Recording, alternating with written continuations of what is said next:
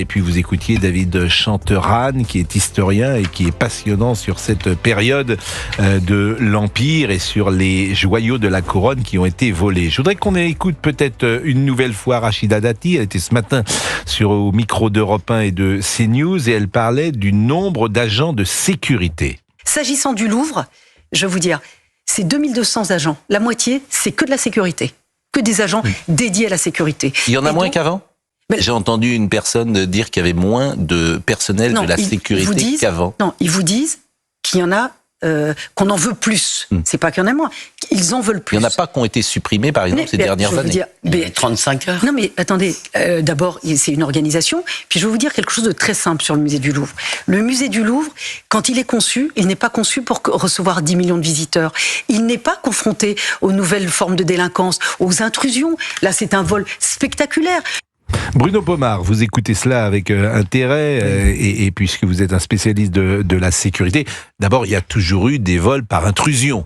Oui, alors d'abord la sécurité totale n'existe pas. Dans n'importe quel domaine, que ce soit en matière de terrorisme et tout ce qu'on peut imaginer, la sécurité intégrale, parfaite, n'existe pas. Mais là, il s'avère qu'effectivement, on savait qu'il y avait des problèmes de sécurité au musée du Louvre. Moi, je savais, parce que j'ai des contacts un peu partout. Il y a Securitas, il y a pas mal de sociétés qui travaillent sur ce que disait Rachida Dati, sur ce domaine, sur le filtrage, sur l'accompagnement des visiteurs et autres. Mais on se rend compte effectivement qu'il y avait un delta entre ce qu'on attend en matière de sécurité dans un lieu pareil qui accueille autant d'œuvres d'art, de bijoux et tout ce qu'on peut imaginer, et le niveau de sécurité. La vidéosurveillance, qui est quand même un élément très important.